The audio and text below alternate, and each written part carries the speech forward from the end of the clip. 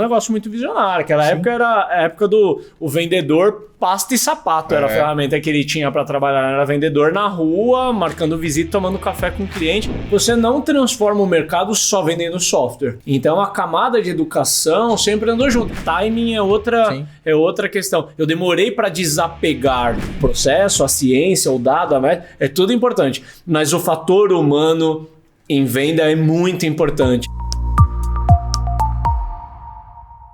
Olá pessoal, sejam bem-vindos a mais um Superlógica Talks, o podcast de empreendedorismo e tecnologia da Superlógica. Eu sou André Baldini e tô aqui com meu parceiro Marcelo Kuma. Grande André. Tudo bom? Bom, graças a Deus. E hoje a gente tá com um mega empreendedor aqui, mas aqueles raiz que veio lá de baixo e a gente teve o privilégio de acompanhar. Ele passou por diversas fases do que a gente reconhece como um empreendedorismo de sucesso aqui no Brasil. Então, sem mais delongas, Ricardo Correia, CEO e cofundador da Hamper, uma plataforma de geração de leads B2B. Ricardo, prazer ter você aqui. Pô, prazer. Feliz de estar aqui com vocês. Muito bom, Ricardo. Eu acertei o posicionamento? Aqui. Acertou, cara. Também tô me acostumando com ele. Aê. A gente vai poder falar disso mais adiante. A hora que você falou um mega empreendedor, eu procurei. Falei, pô, será que tem mais alguém aqui além de mim? Eu tenho certeza que no final do episódio, a galera que falou que você tá se colocando em dúvida vai falar, puta, esse cara já passou a história dele. Vamos ver. Espero que a gente tenha sucesso em tirar isso daí de você para compartilhar com todo mundo aqui. Vamos fazer acontecer. Legal. Vamos nessa. Mas, Ricardo, me conta uma coisa. Por que Hamper? O que é Hamper? De onde vem Hamper?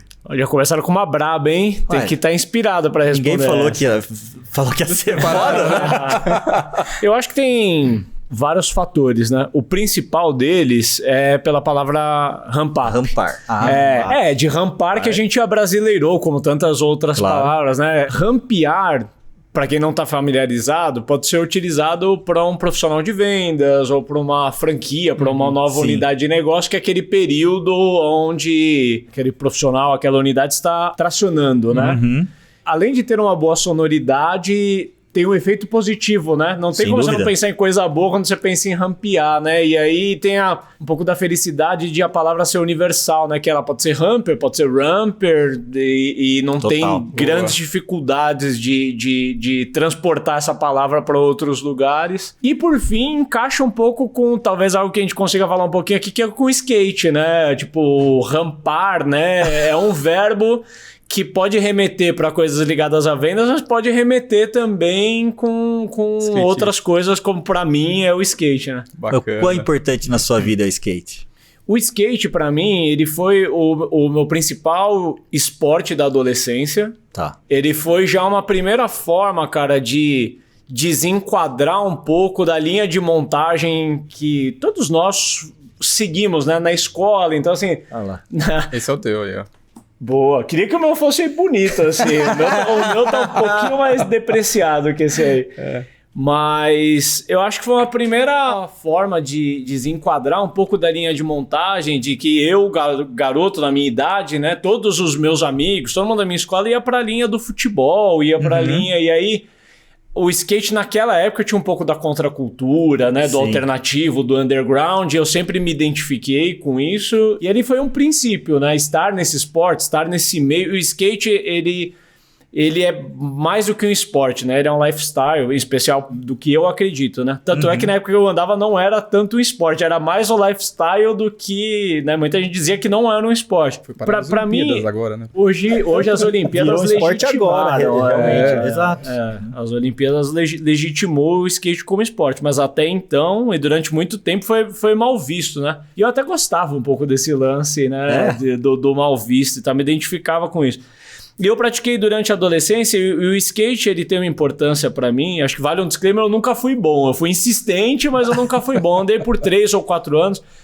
É um esporte exigente. Você tem que andar por muito tempo e praticar muito pra ser compreendido como bom. Eu não considero que eu fui bom, mas eu desenvolvi alguma habilidade. E o que foi legal foi que com 20 anos eu já trabalhava e fui pai. Então, a minha... não muito diferente de muita gente, eu tive muita responsabilidade muito cedo. E a primeira coisa que dança nessas horas são os seus hobbies, né? Hobbies. Eu durante muito tempo, eu não tive foco para conseguir olhar para coisas que eu tinha gostado até então.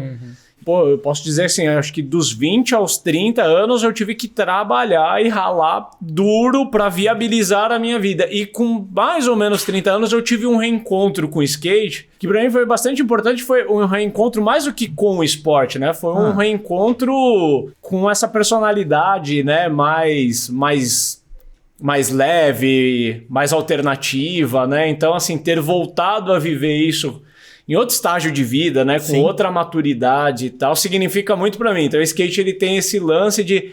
É mais do que praticar no final de semana e tal. Até eu acho que eu pratico até mais outros esportes do que o próprio skate, mas tem esse lance do reencontro com a personalidade, esse contato com o urbano e esse contato com uma coisa que, assim, quando eu tô andando de skate, eu não sou o Ricardo Corrêa, pai de 3 filhos, eu não sou o Ricardo Corrêa da Hamper.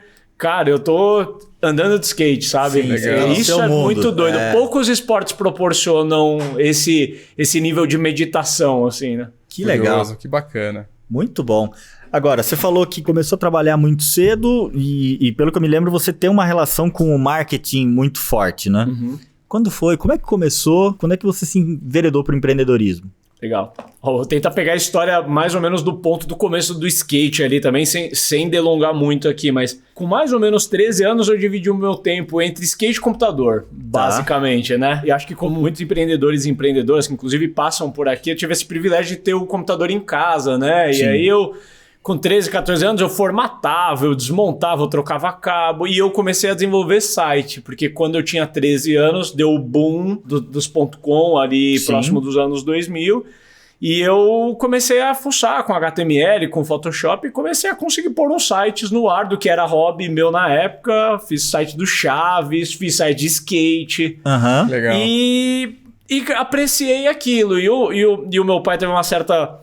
visão, né, de queria me endossar, né, para uma profissão e começou a me incentivar, e me pagou curso de web design, me comprou livro, então ele tentou me incentivar, o meu pai vem de TI, né, então ele tentou me incentivar para ser desenvolvedor, ele comprou um livro de Java desse tamanho que eu nunca toquei no livro, né, e ali ficou claro para mim e para ele que eu não iria pro lado da programação, mas estava muito próximo disso, né, mais voltado para design e criação do que para programação. E isso me ajudou, ter feito esses cursos e ter feito esses sites na brincadeira, acabou me ajudando a conseguir o primeiro emprego. Porque quando eu saí da escola, eu não tinha muita noção do que eu ia fazer. Muita gente me falava assim, cara, você tem que trabalhar com comunicação ou com teatro, você tem que ser ator, porque você tem uma predisposição para esse tipo de coisa. E... concatenando algumas coisas assim, tipo, putz, ser comunicativo / gostar de cair em publicidade, foi fazer publicidade. Eu acho que a coisa mais importante que a faculdade me possibilitou foi conseguir um estágio na área de marketing. Porque a faculdade em si eu aproveitei pouco, mas ter ingressado, logo no primeiro semestre eu consegui um estágio em marketing. E isso para mim foi muito importante. Eu consegui o estágio cedo porque eu já fazia web design. Eu arrumei uma empresa de software que tinha um catálogo online com milhares de produtos de software, eu acho que esse é um ponto importante da história também, e que precisava de alguém que desse a manutenção para aquele site. E porque eu já mexia um pouco com as linguagens e tal, apesar da pouca idade, ter acabado de ingressar na faculdade, eu consegui pegar a vaga. E olha que doido, eu entrei naquele momento, isso foi... tem umas coisas que jogam a favor, né? Eu acho que esse é o momento que dá para dizer que jogou a meu favor. Porque eu entrei para trabalhar com marketing, que foi o que eu fiz minha vida inteira, na indústria de software, que é a indústria que eu trabalhei a minha vida inteira. Então, eu tive um pouco de privilégio de não perder tempo. O tempo ele nunca é perdido, né? Mas eu não precisei pipocar em muita coisa até me encontrar. E não demorou muito tempo, assim. Logo nos primeiros dias, eu comecei a entender o que era a indústria de software, que é muito diferente do que a gente conhece hoje. E também marketing, falar, cara, eu tô na minha praia, é isso que eu quero fazer. E foi mais ou menos assim que eu comecei a trabalhar. Software e marketing era muito diferente do que é hoje. Essa empresa ela era uma empresa de catálogo de software, era B2B, mas ela tinha uma pegada muito parecida com um site de e-commerce, né? De grades, de produto e tudo mais. A gente representava um monte de marcas de fora E isso que eu tô contando tem uns 15 anos, não existia SaaS no Brasil. Se existia, era software de caixinha. A gente importava o produto e distribuía nos clientes. O cliente comprava o software com a gente. Era similar à Abrasoftware. Era uma empresa chamada Stratos. A Abrasoftware, ela cuidava dos principais licenciamentos. Adobe, Microsoft, Oracle. E a Stratos cuidava da cauda longa. Então, assim, a gente tinha um portfólio de centenas de produtos que empresas muito grandes, como montadoras, empresas de óleo e gás, compravam. E bancos, telecom. Basicamente, só empresa muito grande usava software. Era na época que se falava muito em pirataria, né? Se você era um SMB, você ia usar o Photoshop e, infelizmente, a realidade da maioria era craqueado ou qualquer coisa parecida. E a gente vendia licenciamento de software. E foi muito legal porque eu peguei o fim desse momento da indústria tradicional, de mercado de distribuição, software que vinha de fora, mas eu peguei o começo da era SaaS, né? E eu participei, assim, da transição de modelos e vi SaaS nascer. E quando você viveu o velho, você valoriza mais o novo, né? Porque pensa, como era fazer marketing desse produto? O marketing que eu fazia era rodar um catálogo, que era bimestral ou trimestral, que tinha lá centenas de produtos numa revista física, era uma tiragem absurda, de 10, 15 mil por rodagem, assim. E essa era uma das principais vertentes que eu tinha no marketing. Cuidava do site também, como eu falei, acho que era uma empresa que enxergava à frente do seu tempo, porque a gente não vendia online, mas a gente tinha um site preparado e a gente falava em geração de leads há 15 anos atrás. Hoje você fala, tudo bem, tipo, geração de leads, what else, né? Tá todo mundo falando, mas naquela época era um negócio muito visionário. Aquela época era a época do vendedor pasta e sapato. Era a ferramenta que ele tinha para trabalhar. Era vendedor na rua, marcando visita, tomando café com o cliente. E a gente já tinha um modelo de canal de distribuição que estava à frente do seu tempo. Porque a gente gerava o lead via site, a gente mandava o catálogo era o nosso portfólio, era onde o cliente vinha comprar e ele fazia os pedidos com a equipe comercial. Muito a grosso modo, né? Eu trabalhei 4 anos nessa empresa, eu entrei como estagiário, saí já como gestor de um pequeno time, em parte um time interno, parte um time de freelancers, e fui trabalhar na Aurum em 2010. E aí a passagem na Aurum foi o turning point, assim, para muita coisa, porque a Aurum, para quem não conhece, é uma empresa de software jurídico. E eles são líderes em escritórios de advocacia no Brasil. E naquela época eles já eram, mas eles tinham um produto legado, um produto de quase 20 anos, cliente-servidor, não era SaaS. Mas já era uma empresa conhecida e tal, que fazia o marketing tradicional. Então foi basicamente contratado, como era muito comum naquela época, para ser o cara de marketing, que ia cuidar do stand do evento anual deles, ia cuidar que o site tivesse atualizado, que o time de vendas ia ter material para levar no cliente e tal. Eu consegui contribuir com uma visão à frente de que marketing já não era mais aquilo e, de novo, acho que os astros se alinharam, que era uma empresa que estava pronta para essa visão. Legal. Na Aurum, a gente começou a falar de inbound, de inside sales, quando isso não tinha nem nome ainda. A gente teve uma área, por exemplo, de Customer Success que a gente chamou de Customer Care, que era o nome que a gente batizou dentro de casa. E a gente começou a fazer muita coisa legal, converter implantações que só aconteciam presenciais ou treinamentos que só aconteciam presenciais. Tipo assim, a empresa tinha uma sala comercial no prédio que era para dar treinamento para usuários. A gente converteu aquilo para treinamentos via GoToMeeting. E tudo isso foram componentes, falando hoje, né? Parece assim, né? Tipo, mas naquela época são componentes que a gente foi agregando, componentes de escala. Eu me lembro... Quando eu sentei para ver o business plan da empresa, e eu tinha uma participação direta naquilo, que eu era o head de marketing, o business plan da empresa era ir abrindo territórios, abrindo escritórios. E a empresa estava no 3º escritório, ela já tinha um no Rio, estava abrindo um em Santa Catarina. Um custo enorme, às vezes, para colocar o pé no lugar que ia entrar. E eu questionava muito o fato de, mesmo em São Paulo, o time comercial ficava na rua o tempo todo, né? Então a gente tinha um time interno de telemarketing, era esse o nome que tinha mesmo, que ficava agendando visitas para o time de field sales que estava na rua. Era um modelo que definitivamente não escalava. E a gente começou a trazer componentes de inside sales. por que a gente não tenta fazer, cara, esse aqui é um cliente muito pequenininho, por que a gente não tenta tratar via Skype, a gente vai mandar uma pessoa lá, vai perder ou matar. E a gente começou a operar com essas coisas e a gente começou a ir aos poucos substituindo o modelo de telemarketing, de um trabalho muito braçal, muito maçante, um modelo de field sales / unidades fora de São Paulo, por um modelo mais digital e mais escalável. Isso ainda com um produto legado ainda. Mas a Aurum estava passando naquele momento por um turnaround, desenvolvendo uma startup dentro da empresa. E aí eu acho que seria uma história muito grande para contar aqui. Convidem um dia alguém da Aurum para contar essa história. Show de bola. Porque vale a pena. Eles foram precursores em SaaS do Brasil. Eu tive o privilégio, assim, em 2010, 2011... eu estava tendo acesso a materiais da Basecamp, de coisas que assim, os sócios eles compraram a ideia de SaaS e eles trouxeram os melhores mentores que estavam disponíveis para ajudar a modelar, e eu tive o privilégio de participar disso tudo.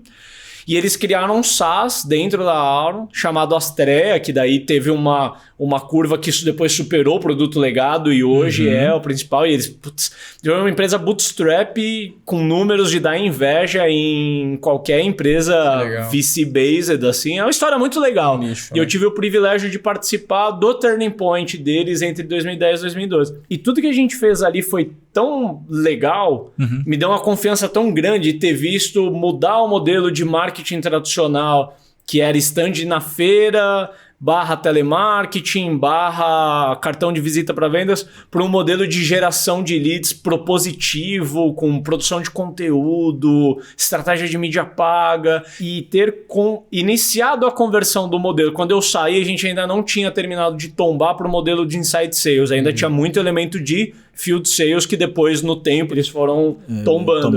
Mas eu consegui plantar boas sementes disso, e tudo isso me deu confiança para empreender. Então, assim, em 2012, o meu cenário eu tinha uma proposta boa para ficar na Aurum e eventualmente me tornar sócio da Aurum, mas eu já tava com ideias assim, tipo, cara, isso que eu tô fazendo aqui dentro, toda empresa vai fazer esse movimento. E tem muita empresa de software, tem muita empresa, tem muita gente que precisa desse know-how. E eu ainda não vi esse know-how disponível. Eu falei, cara, aqui tem uma oportunidade de empreender. Consultei um pouco do mercado lá fora, e aí já tinha HubSpot, né, despontando. Putz, tinha coisas acontecendo que davam indícios, e ainda no Brasil as iniciativas muito tímidas. E eu falei, cara, marketing vai se transformar em marketing digital. E eu vou surfar essa onda. E aí eu empreendi com isso. Tava contando aí nos bastidores um pouco dessa história. Eu queria empreender com SaaS, e em 2012 já se falava em startup no Brasil, né, num volume muito menor, tipo assim, não tinha essa onda de venture capital e tudo mais, mas eu já tinha sido picado assim pelo bichinho e queria algo na linha de SaaS, que era o que eu tava encantado. E eu falei, eu vou empreender, porque, né, a inocência de empreendedor de primeira viagem. Se eu estiver trabalhando numa empresa CLT onde eu sou head, eu não vou ter tempo de desenvolver ideias. Então o que eu vou fazer? Eu vou empreender, porque eu vou prestar serviço. Como eu estou trabalhando para mim mesmo, não estou prestando menos contas, eu vou ter tempo livre para desenvolver produto. Vocês conhecem essa história, né? Do engano, né? Então, assim, eu troquei um trabalho de 8 horas para um trabalho de 16 horas e comecei a trabalhar que nem louco. Criei uma empresa chamada Saiteína, com mais um sócio, que é o Vitor. E a gente começou muito assim, a gente playbookou o que a gente tinha feito na Aurum. Ele veio da Aurum também comigo, ele tinha feito parte do meu time na Aurum. A gente playbookou o que a gente tinha feito na Aurum como escopo de serviço, batizamos isso de Saiteína e começamos a ofertar empresas de tecnologia primariamente que eu conhecia, e isso deu um certo falso positivo de tração, porque assim, talvez os 20 primeiros clientes, eles vieram com uma certa facilidade, porque estavam dentro da minha rede de relacionamento, tinha uma certa facilidade. Quando eu mostrava o que a gente já tinha feito na Aurum e eventualmente depois dos primeiros cases da Saiteína, eu me senti um cara vindo do futuro, assim, falar com algo. Quando você falava de inbound marketing, inside sales no Brasil em 2012, Isso fazia muito sentido na cabeça de todo mundo. Tanto que a gente viu empresas que surgiram nessa época, como a RD e Rock Content, que realmente capturaram essa oportunidade. Exatamente. Né? Eu tive um pouco dessa sensação, né? Eu empreendi com uma sensação, e isso me gerou energia boa, né? Para seguir adiante, de não ter pego a primeira onda que eu vi, né? Então, assim, o meu mercado de origem, tudo era marketing. Eu vi que marketing ia se transformar. Eu achei que eu podia pegar, mas não peguei. Eu empreendi com um serviço que tinha uma escala limitada e fiquei alguns anos com a agência e vi outras empresas sucederem nesse espaço. A gente guarda essa informação porque mais na frente, na Humper, eu consegui revisitar essa história toda. Levou uns bons anos, mas eu fui durante esse tempo com a sensação assim, tá, marketing eu não peguei. Eu demorei um tempo para cair a ficha, porque em 2015 a gente já tinha um certo capital. Só dando um passo para trás, quando eu empreendi com a Siteina, por que eu não fui direto para produto? Eu acho que isso é um ponto importante porque agrega para a audiência, porque a gente estiver pensando em empreender. Legal. Eu acho que existe um gabarito que você tem que preencher para empreender com serviço, que é... Desculpa, com produto. Que você vai ter que colocar um pouco de capital na frente para desenvolver produto.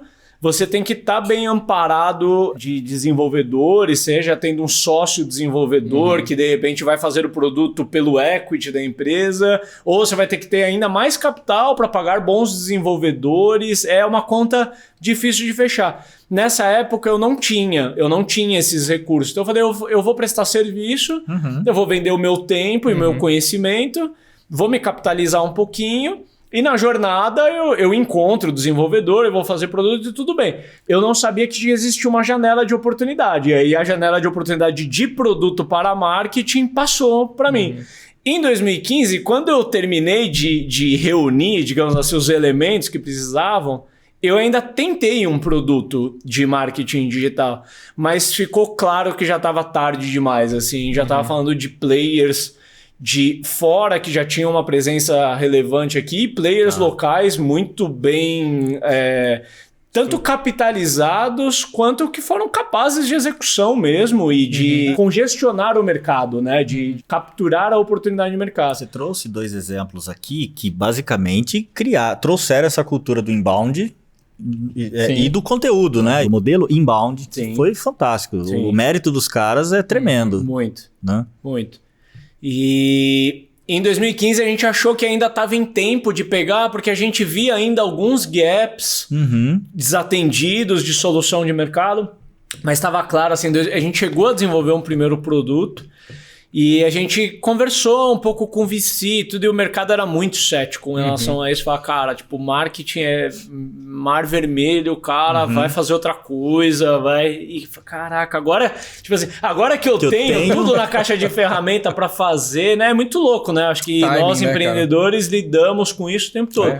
Timing é outra questão. Eu demorei para desapegar, né? De ter perdido a janela de oportunidade. Mas, eventualmente, eu aceitei. E quando eu aceitei, isso me abriu a cabeça para olhar para outras coisas. E logo ali na minha adjacência, né, embora todo o meu background tenha vindo de marketing, eu sempre trabalhei em empresa B2B, empresa de software. E a área de marketing de uma empresa B2B é normalmente dentro da área de vendas. É quase uma simbiose, né? Você não sabe onde começa um, termina outro. E eu vi que marketing já estava bem revolucionado, bem digitalizado. Aí o vendedor tava com pastinha na rua, gastando sola de sapato, prospectando, fazendo telemarketing. Anos depois ainda é realidade em muitas empresas.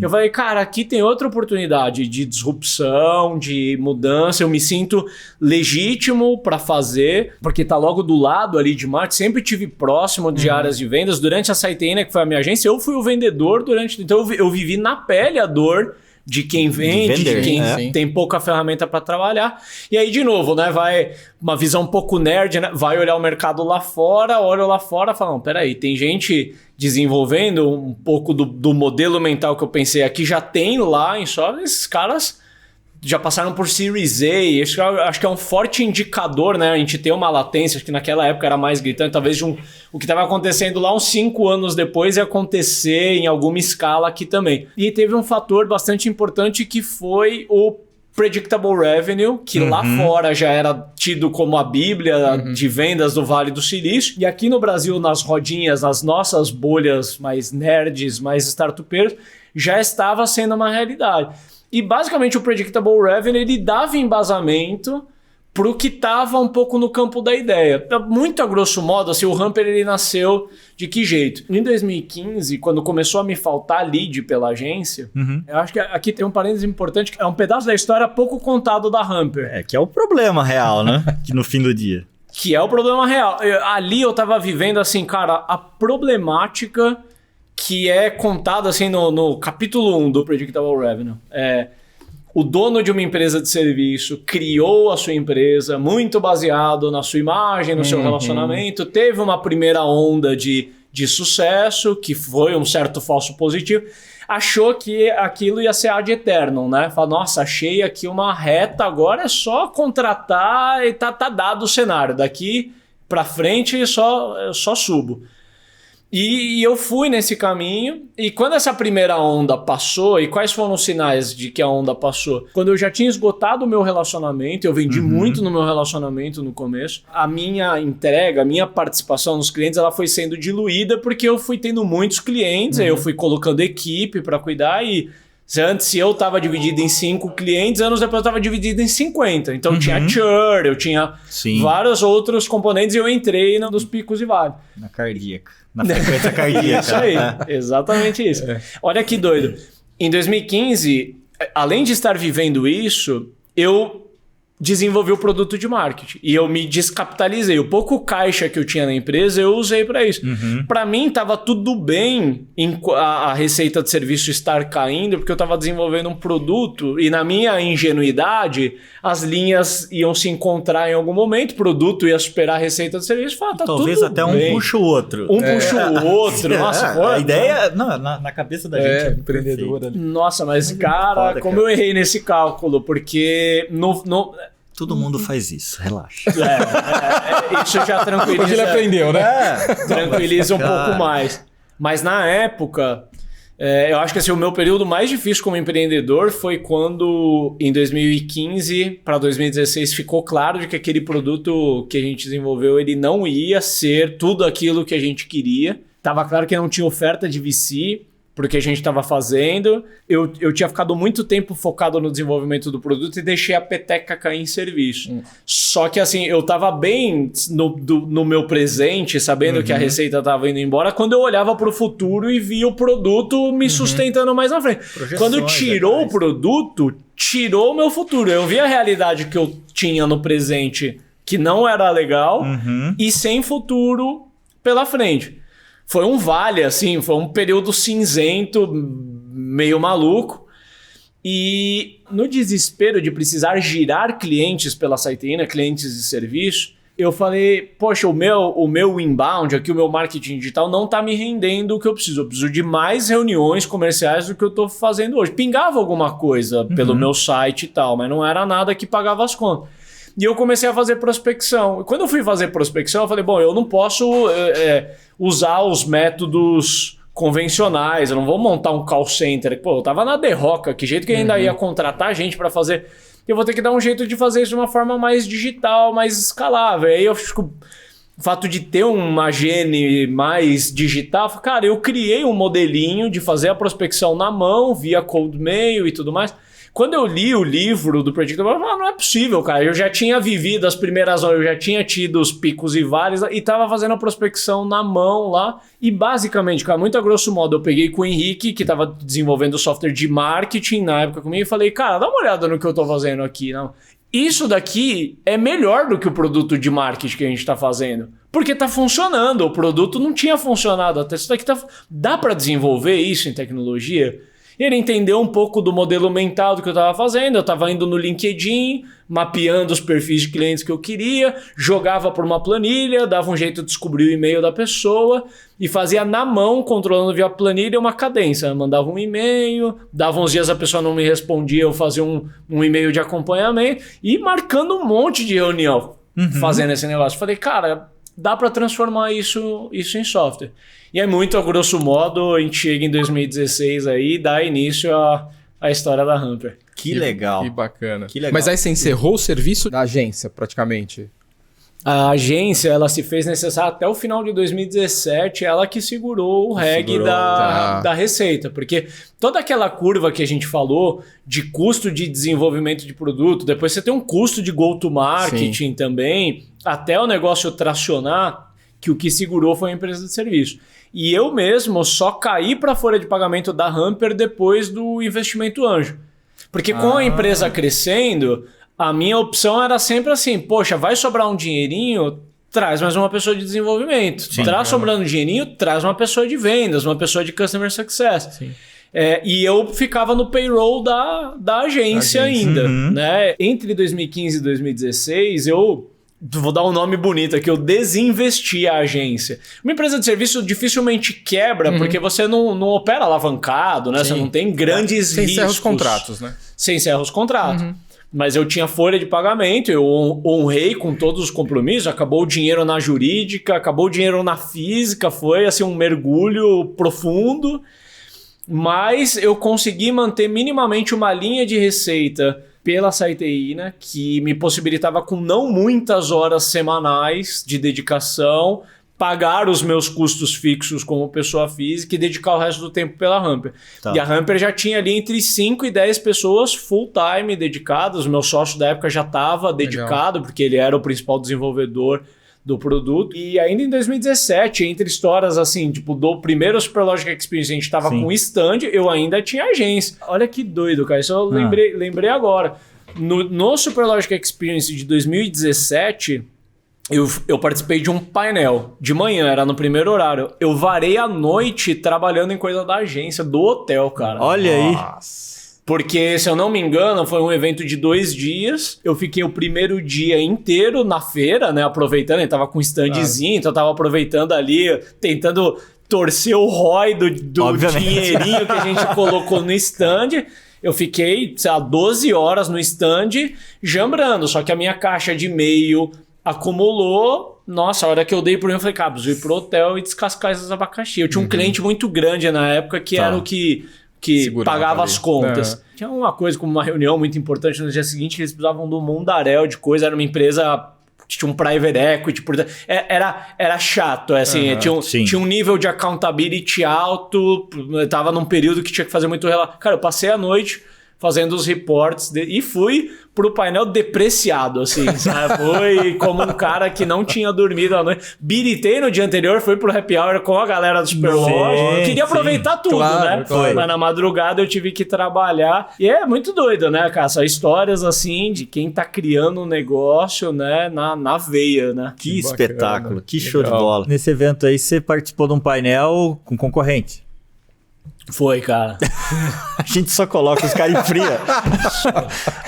O humor é maldoso também, tô brincando, você acha? Não, mas a gente tentava trazer o mercado, né? Claro, cara, isso aqui tem um negócio legal pra acontecer. E como é que foi isso? Participar com concorrentes? Cara, foi interessante, assim, desafio aceito, né? Claro, dos ninguém dois foi forçado, exatamente. Né? Nenhuma arma na cabeça. Tem um negócio interessante, ele investiu pra assim, colocar o stand, né? E ele investiu. E o meu concorrente também tava com stand. Sim. Tem um negócio, cara, que eu acho que é importante, né? Na minha história sempre teve presente players, assim, né? Eu contei um pouco da época do marketing digital, de ter visto a RD, Rock, outras empresas que capturaram aquela oportunidade. Quando eu vi vendas, eu falei, nossa, achei aqui Greenfield, né? Tipo, Oceano Azul, maravilha, vou criar a maior empresa SaaS desse espaço. Aí vem aquele negócio que eu acho que muito empreendedor se depara também. Um dia você tá navegando na internet, começa a fazer umas pesquisas e olha e fala, caraca, não é possível. Achei uns caras em Floripa fazendo um negócio parecido, achei uns caras em BH fazendo um negócio parecido. E claramente, pelo site, pelo produto, tava todo mundo mais ou menos no mesmo estágio. Eu ousaria dizer que, assim, é muito doido, cara, realmente, assim, eu acho que teve um alinhamento de estrelas ali, era uma oportunidade que tinha mais de uma pessoa olhando.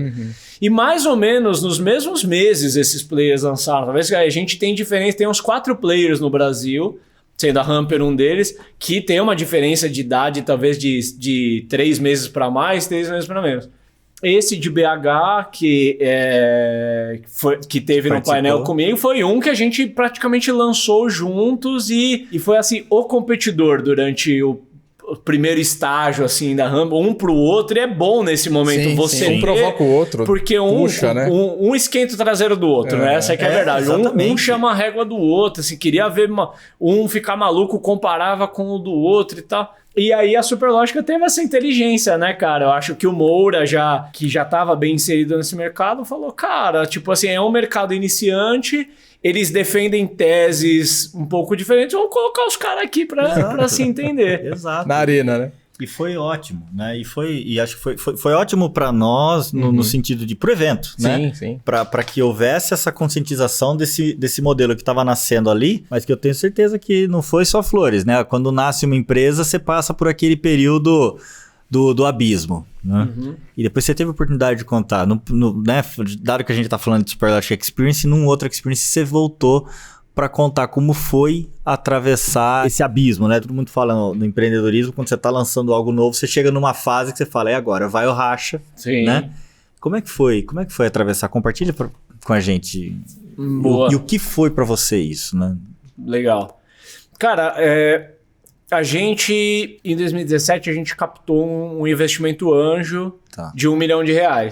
Isso me possibilitou encerrar o CNPJ. Para mim foi um ato de liberdade, né? Porque eu precisava encerrar a Saiteína, dar adeus para os clientes, realmente encerrar a história. É difícil para o empreendedor montar 2 camelos ao mesmo tempo, né? Acho que fica um bom disclaimer. Me teve um custo de vida alto, assim, o tempo que eu operei vídeo que eu falei do dia do evento, né? Virar à noite, não é um negócio sustentável de se fazer por muito tempo. O anjo, ele aconteceu já como uma sinalização de algo que estava acontecendo, porque a gente vinha tracionando. Estar no Superlógica foi uma sinalização de mercado, porque quando você é uma startup, você consegue participar de um evento de uma certa expressão, para quem olha de fora, fala, isso tá acontecendo. Eu acho que a gente soube fazer boas escolhas assim nos primeiros anos e eventualmente a gente estava ali construindo, estava com uma cadência de venda acontecendo, a empresa estava acontecendo. Aí, veio uma sinalização de fora, entrou dinheiro e tal, beleza. 2018 foi um ano que a gente usou esse 1 milhão e a gente construiu o time, a gente foi para umas 20 e poucas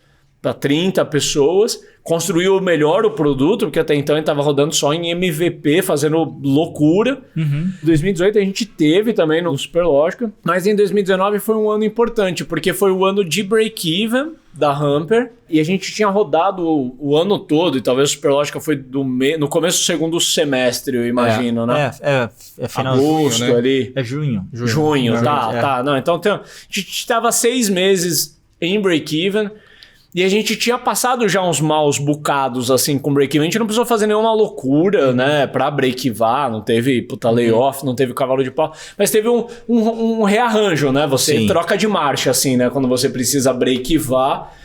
E para nós foi uma validação muito importante ter operado um tempo em break-even, porque por eu ter vindo de empreender com serviço e tudo mais, eu tinha uma certa... Sempre tive, tá? Um certo ceticismo com o romantismo que é envolvido na indústria de startup, né? Tipo, é dinheiro de VC, é tobogã no escritório, puff colorido. Eu falei, cara, eu venho mais de uma escola mais hard work, assim, né? E eu queria construir a cultura da Humper como uma empresa ambidestra nesse aspecto, que assim, se tiver VC...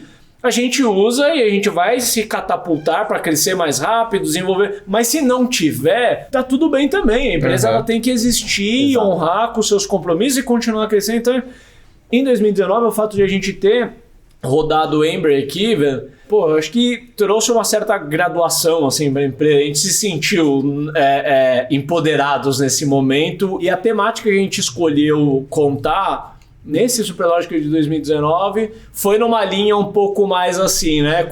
Como que é a vida de quem saiu do Vale da Morte, né? Uma história assim, porque a gente passou exatamente um ponto entre o anjo e o seed. Eu acho que a gente tá em 2022, conseguir um anjo hoje não é mais difícil, sem desmerecer, mas não é mais tão difícil, tem muita oferta. Naquela época, em 2016, 2017, já estava mais fácil do que quando eu comecei em 2012, mas ainda era difícil.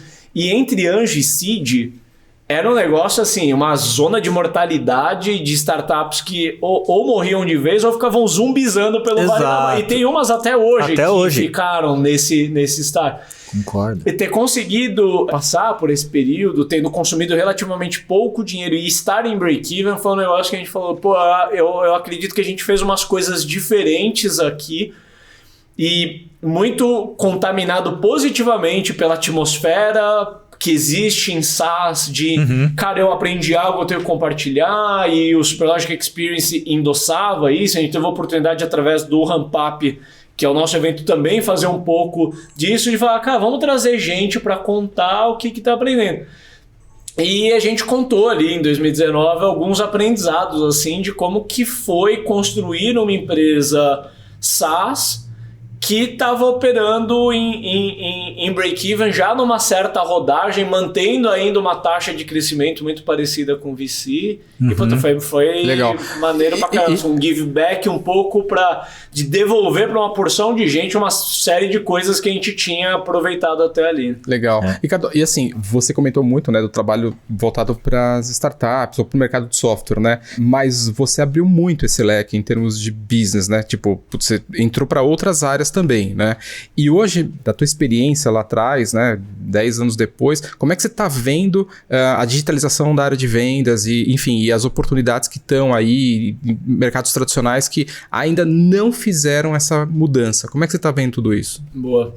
A gente pegou, assim, em 2016, 2017, um bom vento de cauda impulsionado pela indústria SaaS, né? Assim, acho que o fenômeno receita previsível no Brasil versus surgimento de tanta empresa SaaS de qualidade, né? Eu acho que vieram cohorts muito bons de empresas em 2015, 2016 e tal. Então, assim, a gente pegou um bom vento de cauda de gente que estava pronta para consumir aquilo que a gente estava produzindo.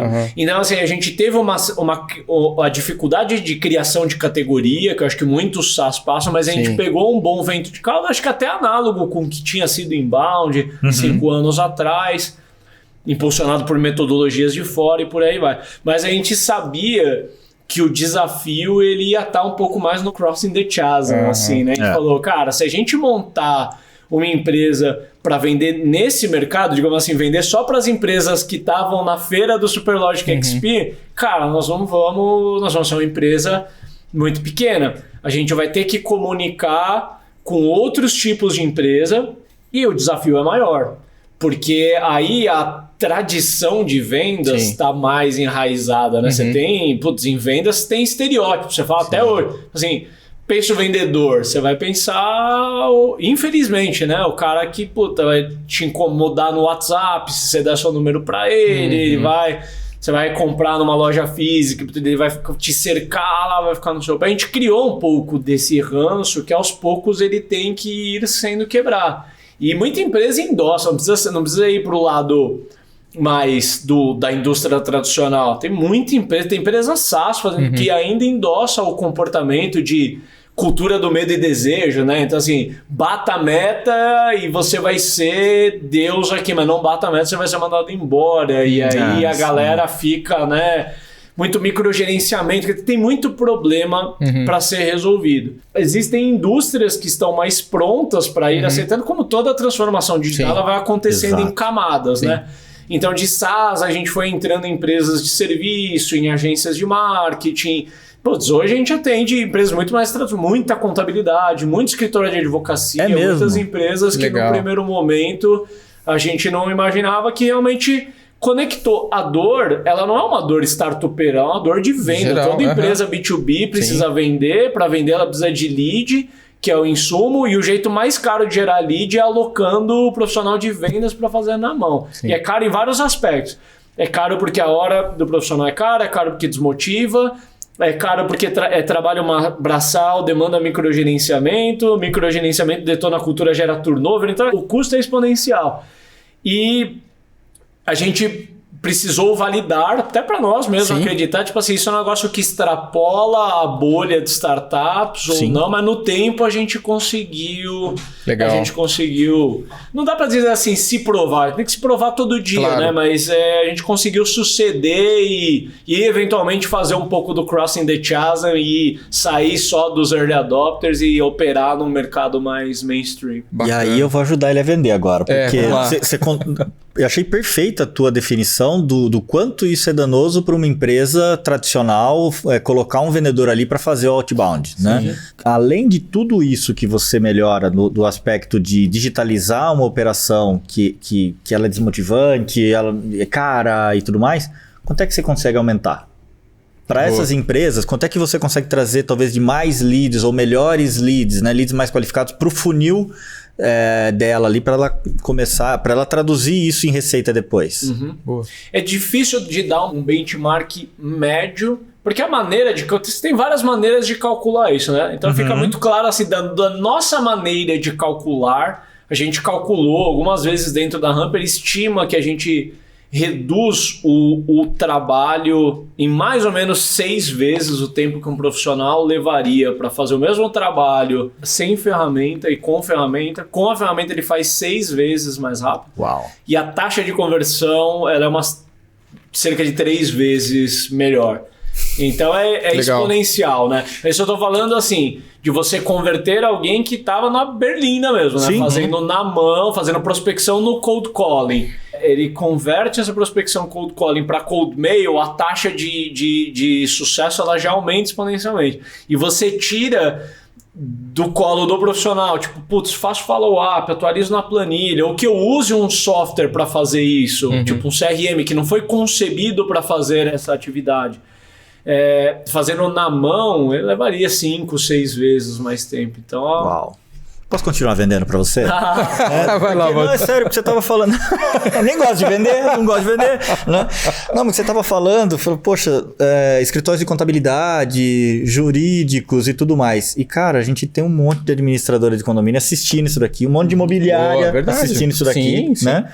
Tem empresas desse segmento também utilizando hoje a Humper? Tem, mas é um bom ponto que, assim, a Humper ela resolve problema de prospecção, mas ela não resolve problema de modelo mental. Então tem que tomar muito cuidado com achar... E isso não é, né? Eu não quero ser taxativo e dizer que certas...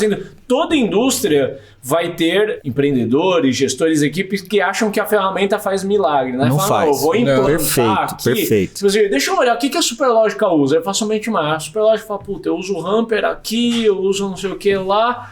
então pronto, os caras estão voando, eu vou copiar esse stack para mim, vou colocar e, né, tem essa parte mais mecânica da ferramenta, né, da ciência, mas tem uma parte de filosofia também, de trabalho, que não adianta você pegar uma área de vendas que opera de uma certa forma, que está desmotivado, que já tem um certo status quo estabelecido ali, e fala, moçada, agora a gente tem essa ferramenta aqui, a gente vai voar. O cara não vai, né? Então acho que a Humper, como tantas outras ferramentas, ela escala um processo que você pressupõe que aquele processo ele já existia ali dentro, ele já estava sendo feito, só que em baixa escala. E aí você coloca a ferramenta que ajuda a escalar, a sistematizar, a trazer métricas para algo que já não estava feito. Ou seja, uma empresa que está vendendo zero ou estava fazendo do jeito errado, contrata a ferramenta vai fazer nada por ela, provavelmente.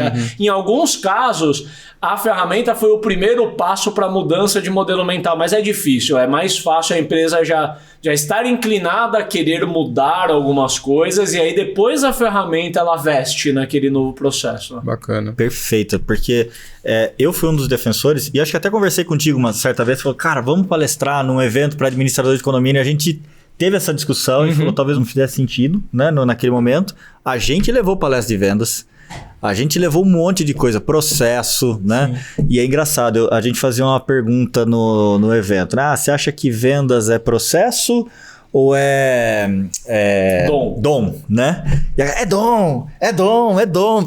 Não é, cara, é processo. Cara, não é possível, mas é o modelo mental, né? É o modelo mental. Só que o que eu acredito muito e isso a gente vem fazendo já há algum tempo e tá mudando. Porque tem ciclos, né? Poxa, a transformação digital ela tá provocando. Essa galera que fazia venda porta a porta, veio a pandemia, vai fazer o quê? Não tem. Sim. Sim. Né? Vai buscar a ferramenta e, óbvio, a ferramenta não vai mudar o modelo mental, mas ela vai contribuir para dar uns passinhos, né? Então, eu convido administradores de condomínio imobiliários não querem atropelar lá, não querem encher a tua caixa lá de um monte de lead que talvez não tenha fit, mas eu convido a entender. Entender, porque no fim do dia, vender é uma necessidade. Se não vender, você vai ter problema em qualquer mercado, né? Sim. E isso que eles fazem é super legal, porque ajuda, inclusive, você a entender melhor quem é o teu cliente, quem é o cara bom para você, né? Então, fica uma provocação aqui, né? Para, inclusive, esses mercados que nos assistem bastante, né? Por conta do mercado que a Superlógica está inserida hoje, né? Para pesquisarem mais. Sim, porque bacana. Vender faz bem, né? Com certeza. O negócio agradece. Agora, Ricardo, você comentou do primeiro investimento que você recebeu, né? Que foi um momento ali até meio que de transição, mas você recebeu outro investimento ano passado, e aí com outro propósito, né? Você pode contar pra gente um pouco mais sobre ele? Claro. Em alguns aspectos parece, principalmente quando a gente conta a história em retrospectiva, que a gente seguiu a cartilha bem à risca em alguns aspectos. No fundo, a gente sabe que tem muitos altos e baixos, ups and downs ali na história. Eu posso te interromper? Claro. Uma coisa que você não seguiu a risca, você contou, você falou, cara, eu era uma empresa SaaS breakivada. Quando você fala isso, empresa SaaS breakivada, coisa estranha. Né? O SaaS legal é aquele cara que tá dando preju na curva J. Tá buscando a curva J.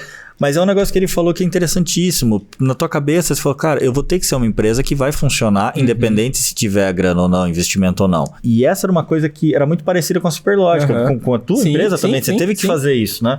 Então não tem mal nisso. Né? Tem a consciência do dono ali que tá, né? Poxa, se eu não tiver, de onde é que vai vir, né? Mas desculpa eu interromper, porque esse é um outro aspecto que muitas vezes a galera se ilude, né? Eu tenho que estar no... grana pra cá. Ou só se move se tiver venture capital, né? Fala, não, eu só saio de casa se for pra estar montado em alguns milhões, senão não empreendo, né? Exatamente, cara, não é assim. A vida, né? Né? Que em outro tom, em outro ritmo. Só que é óbvio, aí eu quero ouvir tua história, como é que foi e o porquê, né? Que você captou pra fazer o quê? Essa que é a pergunta, né? Não, legal. Cara, eu acho que assim, depois do anjo e do break-even, tem um fator muito conhecido por todo mundo aqui, que foi pandemia. E ter entrado em pandemia em break-even, não é um break-even tipo assim, a empresa já está gerando caixa. Não, estava em break-even há um ano. A gente estava com uma pequena geração de caixa mensal. E aquele pequeno acúmulo financeiro pré-pandemia, sem saber naturalmente que a gente entraria em pandemia no Brasil, para onde foi o pequeno caixa que tinha? Para um escritório. A gente mobilizou o dinheiro, reformamos 400 metros em São Paulo, lá prevendo, né, um crescimento. A Ramper era até então 100% presencial, todo o time de São Paulo trabalhando lá. E a gente tava se virando no escritório que era da agência, já em 40 pessoas, tinha que fazer quase que mesa beliche, assim, né? Para as pessoas caberem, fazendo milagre. E a decisão daquele ano foi assim, poxa, tá na hora de a gente dar um conforto para a equipe, tá todo mundo à vontade, vamos por um espaço que a gente não vai precisar se preocupar pelos próximos 2 anos, que vai comportar o crescimento. Já fez um escritório mirando umas 100 pessoas. E a gente estava bem encaminhados na conversa do nosso seed no começo de 2019. Então a história nunca é fácil, cara. Começo de 2019, a gente colocou todo o caixa e mais um pouco num escritório, que até hoje foi pouquíssimo usado. E o seed que a gente tinha já em conversas avançadas, no início da pandemia, todas as conversas com investidores viraram pó, né? Fizeram puff e sumiram da mesa. Uau! E aí a gente, cara, operando em break-even, a receita caiu um pouco no primeiro momento, caiu antes de voltar a subir, assustou. Nossa carteira é majoritariamente SMB, né? O SMB assustou com a pandemia, foi muito mais uma reação susto, né? pânico do que propriamente efeito da economia. Ainda não tinha chegado efeitos da pandemia na maior parte. A gente tinha cliente de evento, né? Alguns clientes que foram primariamente impactados, mas não era o caso da maioria da base. Mas teve aquele momento pânico de mercado e tal, a gente perdeu um pouco da... Foi muito doido, né? E aí a gente conseguiu... Em break-even, teve que manter o escritório, que estava reformando ainda. A gente conseguiu superar aquele momento e a gente manteve o time, cara. Foi uma decisão muito importante a gente tomar dentro de casa, de escolher sangrar e manter time, porque a gente falou, cara, a gente ganha ou perde a batalha com o time. Foi difícil construir esse time até aqui, foi difícil construir essa cultura de que a gente tem. O momento pede acolhimento e talvez a gente vai passar uma mensagem. E nada contra quem precisou fazer, né? Acho que cada um conta a sua história, cada um precisou tomar uma decisão. Claro. Mas naquele momento a gente decidiu tomar o risco de assim... Vamos entender como que vão ser os próximos meses e segurar, e a gente sangra, cara, tem acesso a banco, tem acesso, a gente passa o chapéu com os próprios investidores de novo e depois vê mais na frente... se dilui mais, se faz num venture debt, não sei. Vamos dar um jeito de operacionalizar esse troço e manter. Porque se a gente conseguir segurar esse time forte que a gente tem, a gente não sai depreciados do outro lado. Claro. A gente sai eventualmente endividados, mas preparados para voltar a crescer. E aí, empresa em crescimento, a dívida se dilui ela no tempo e crescimento. E foi uma decisão muito acertada, assim, de segurar, porque fez muito bem para a cultura, uniu muito. Eu acho que todo mundo, de alguma maneira, viveu isso, né? De, nada gera um propósito tão forte quanto, assim, estamos lutando pela sobrevivência do nosso negócio, que é o que põe comida para todo mundo. E, assim, eu quis contar esse parênteses, porque eu acho que isso fortalece o fator break-even. Total. No meio de 2020... 3 meses depois da pandemia, as conversas com investidores voltaram a acontecer. Porque a gente passou aqueles 2, 3 primeiros meses de pânico no Brasil. O cenário estava longe de ter melhorado, mas as pessoas voltaram a sentar nas suas mesas e falaram, não, vamos voltar àquela conversa que a gente estava tendo lá atrás e tal. E aí, naquele momento, a gente estava prontos para retomar a conversa do nosso seed. Eu tive um evento relevante na empresa. Durante esse período foi a saída de um co-founder, então nós éramos em 2 co-founders.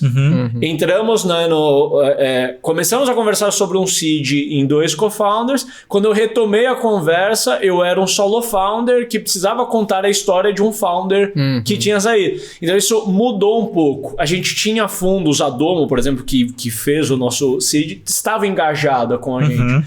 Mas é lógico que assim, não dá para negar que eu voltei para conversar com eles um pouco diferente do que na primeira conversa. Então, um ponto importante de ser falado aqui é um evento de cap table relevante, a saída de um co-founder. Não só pela participação, mas, se eram 2, agora é 1. Quem é esse 1? Esse 1, ele dá conta do reggae, ele vai estar sozinho. E quem vem para ajudar? Então, as conversas, elas alongaram tanto e o nosso seed acabou acontecendo só no começo do ano passado. Então, assim, né, as histórias dizem que um seed vai levar entre 3 e 6 meses. O meu, contando com essa pandemia, levou mais de 1 ano para ser feito. E nesse meio do caminho, a gente operando ali com o dinheiro no caixa que dá até sexta, entendeu? E fatura cliente, paga. A gente conseguiu sempre honrar com tudo, mas foi muito no louco. A gente já tinha um CFO, que é o Edu, e ele é mais velho do que a média da galera. Eu falei, cara, que roubada que eu falei, já operou em alguma empresa que roda com esse caixa assim, cara? O caixa, ele bate quase 0 em alguns momentos, assim. Sim. Adrenalina, total. Até que veio o seed, e aí, respondendo agora a pergunta do seed, a gente tinha uma questão que pra gente já estava clara, de que operar com um único produto... A Humber, ela foi muito Caxias na forma como executar, assim, um único produto para um único mercado, um único jeito de vender. Né? E a gente foi, chiitas nessa execução.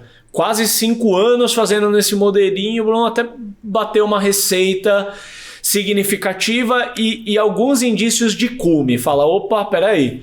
Será que aqui tem uma saturação? O que é? Mas tudo bem, também estava rodando em break-even, eu não sabia, né? Será que a gente não cresce mais porque falta dinheiro ou falta dinheiro porque não cresce? Enfim, e aí o seed viria a calhar bem, porque os próximos investimentos da empresa, você deixa de ter um time de produto que sustenta aquele produto que já existe, você fala assim, com certeza passam por isso, a conversa fica muito mais complexa, e você fala assim, para desenvolver uma feature nova, precisa de um squad. O que é um squad? É mais um PO, UX, mais 3, 4 desenvolvedores, um QA. Fala, cara, os saltos são muito... Quer dizer que para inovar... E é verdade, é um dilema de inovação da empresa. O próximo salto da empresa para ter o próximo produto, o próximo componente, é muito mais caro. Não dá mais para fazer as coisas no modo Go Horse.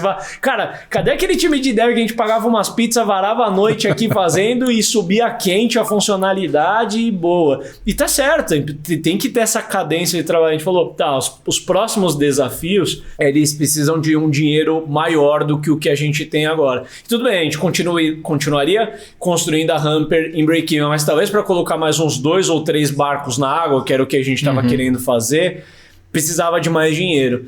E aí a gente conversou no nosso seed com uma tese de melhorias incrementais. Tinham algumas inovações que a gente suspeitava nas adjacências do que a Humper já estava fazendo, que a gente poderia explorar e que encantaram os investidores que acabaram entrando com a gente no seed, que acreditaram nisso e entraram com a gente. Depois de entrada, acabou, como toda história, né, operando ali naquele mercado, surgiram coisas novas no meio do caminho, que é mais ou menos onde a gente está agora. Legal. Tá, e você, né, pergunta de muita curiosidade mesmo, porque o que aconteceu? Eu imagino que uma plataforma que contribui com a geração de leads, né, para vendas, né, para vendas, né, do B2B, mas para vendas, você viu as empresas com a pandemia tornarem-se, a venda, o processo de venda se tornou mais digital. Você conseguiu aproveitar esse movimento, fez parte do teu pitch, falou, a galera tá indo pro digital, vai ter que vender digital, você conseguiu aproveitar? Sim, foi no primeiro momento a pandemia foi um vento frontal, né? Obviamente. Depois foi um vento de cauda. Não foi um vento de cauda que impulsionou como vários outros mercados, né? Tiveram empresas que o fator pandemia, assim, né? Foi fator de triplicar trimestralmente, assim, né? No nosso caso, eu acho que acelerou algumas coisas e ficou mais natural a gente dialogar com mercados que a gente dialogava menos, porque tudo virou inside sales, né? Existiam máximas no mercado que assim, você não vende um negócio de muito mais de R$2.000 se você não ir visitar. Pô, eu fiz um seed de 8 milhões, eu fui conhecer os meus investidores pessoalmente esse ano, olha que coisa doida. Tipo, né, tudo bem que não é bem uma transação de venda, mas não deixa de ser uma transação de milhões, que o olho no olho foi via call. Sim. E começaram a acontecer muitas vendas de milhões e muitas rodadas que provaram que a tese de o apertar a mão e tudo é relativo a uma cerimônia, é desejável, o tete-a-tete faz diferente, sabe disso. Mas para muitas coisas que eram por alguma razão questionadas, né, se podia ser feito à distância, e isso nos favoreceu não no sentido de gerar uma demanda absurda, de tipo, de repente todo mundo quer fazer venda digital. Foi menos isso, mais mercados que antes estavam mais fechados e entenderam que assim, agora, se não foi por oportunidade, é por necessidade, né? A água bateu e eu vou ter que fazer, senão eu não vendo. Eu acho que tem uma questão, a pandemia ela contribuiu para isso e eu acho que a Humper estava bem posicionada para isso, que é um fator cultura. Sim. Antes da pandemia, se falava menos em ambientes abusivos, microgerenciamento. Era uma coisa que estava ali, mas eventualmente a gente não queria ver. Esses assuntos, essas pautas, burnout, essas coisas, elas vieram mais à tona na pandemia, até porque, lógico, né, a atmosfera ela ficou mais estressante e tudo mais. Mas é inegável que o cuidado com gestão, com cultura ficou muito maior. Por N fatores. Tanto porque a pandemia trouxe vibrações diferentes para a humanidade, de forma geral, quanto pela globalização do talento, né? Então a gente tinha aquele negócio de, para a pessoa mudar de emprego, às vezes ela tinha que mudar o filho dela de colégio, ela tinha que mudar toda a logística dela, e aí às vezes ela ficava e tolerava. Com a pandemia, todo mundo trabalhando remoto, tá todo mundo trabalhando, e aí o fator cultura, que sempre foi tido como importante, mas talvez, né, dava para pra dar uma... Virou um negócio importante. E a Hamper, desde cedo, a gente se importou em falar sobre a cultura de vendas e falar... Não foi na pandemia que a gente começou a construir esse posicionamento que vendas não é telemarketing, vendas não é dom. Né? Em algum momento nas nossas andanças de mercado, depois de alguns anos e ter tendido alguns milhares de clientes, ficou muito claro assim, as eras de vendas. Já teve a era do dom. Depois da era do dom, teve a era da linha de produção. Todo mercado passa pelo modelo Fabril. Para tirar o dom e ser muito dependente de uma única pessoa talentosa, o que eu faço? Eu ponho o processo em tudo e eventualmente as empresas começaram a ficar parecidas com call center, né? Quem estava escalando vendas estava contratando ali 30, 40, 50 pessoas, contratando gente fazendo loucuras e tal, num ambiente bagunçado e tal. Você fala, não, peraí, a gente já vinha questionando essas coisas, né? E acho que nesse aspecto a pandemia impulsionou, porque as pessoas que trabalham com vendas querem uma cultura digital tanto quanto marketing é digital, desenvolvimento é digital. Fala, poxa, por que eu que trabalho com vendas, eu tô eventualmente numa startup, pô, a cultura é digital, mas pô, do dev é esperado um tal entrega, do marketing é esperado tal entrega, e eu sou cobrado por fazer 200 ligações por dia? Isso não é cultura digital. Então, assim, ter se importado com essas coisas, ter criado comunicações legítimas, não era só um posicionamento de mercado, é também um posicionamento de mercado, mas a gente se posicionou e eu acho que nesse aspecto a gente soube se posicionar com toda a humildade aqui, melhor do que outras empresas que estavam tentando capturar a mesma oportunidade. Eu acho que a galera colocou muita energia na parte da ciência. Então assim, venda é métrica, venda é processo, sabe, um negócio muito cartesiano, né? E não dá para desconsiderar que assim, não é que venda é dom, mas o fator humano em venda conta muito. Venda tem uma vibração, venda tem um negócio de paixão. Pô, hoje é dia 31 de março, é o último dia de mês, é o último dia de quarter. Exato. Nossa, as áreas de vendas um dia como hoje estão bombando, estão vibrando. Não exatamente. Hoje é um dia que a ciência ela deixa de existir, é go horse, é pancadaria e vai. Então assim, existem outros componentes que a gente não negligencia. O processo, a gente é uma empresa de tecnologia. Claro. O processo, a ciência, o dado, é tudo importante. Mas o fator humano em venda é muito importante. Eu acho que ter levantado essa bandeira desde cedo foi uma coisa que jogou a favor, mas eu acho que a gente já estava legítimos nisso, né? A gente não dançou conforme a música que estava sendo tocada e acho que isso fez muita diferença. Bacana. Muito bom. E aí, deixa eu explorar um pouco. Você falou, bom, levantamos um seed com o intuito de desenvolver novas linhas de produto. Mas aí você apareceu ano passado com... Foi ano passado? Foi esse ano. Foi esse ano já, né? Com foi a primeira aquisição, de uma outra companhia, né? Conta pra gente, como é que foi? Mudou a estratégia no meio do caminho? O que se deu? Como que se deu? Foi oportunidade? Foi oportunidade. Vou contar um pouco em primeira mão aqui, cara, dessa história. A gente tem uma vantagem, né? De novo, em alguns momentos a sorte conta. A gente tem bons investidores nos apoiando. Isso é ótimo. Isso é necessário. Fundamental. Né? E catalisando coisas boas pra gente em vários aspectos. E eventualmente, uma empresa que queria levantar Venture Capital...